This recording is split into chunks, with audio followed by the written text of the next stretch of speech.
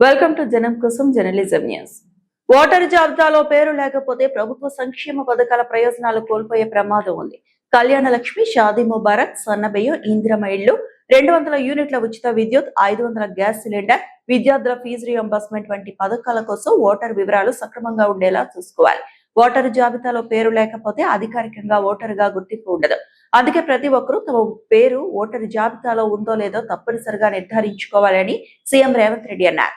Voter లిస్టులో లేకపోతే కళ్యాణ లక్ష్మి రాదు, షాది ముబారక్ రాదు, సన్నబియ్యం రావు, ఇందిరమ్మ ఇల్లు రాదు, 200 యూనిట్లు ఉచిత విద్యుత్ రాదు, 500 రూపాయలకు సిలిండర్ రాదు, పిల్లల చదువులకు ఫీజు మాఫీ కాదు. అన్నీ పోతాయి.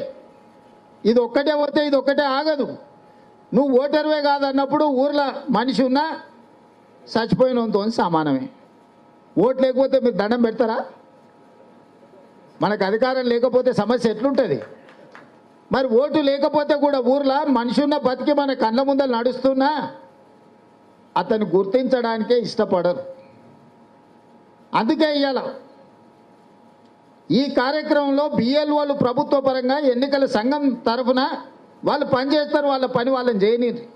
కానీ కార్యకర్తగా ఇంటింటికి వెళ్ళి ఈ ఫామ్లన్నిటిని నింపి వాళ్ళు అడుగుతున్న వివరాలు మొత్తం నమోదు చేసి ఎక్కడైనా అనుమానం ఉంటే ఆధారాలు చూపించి, ఇంతకుముందే మన మిత్రుడు రామ్మోహన్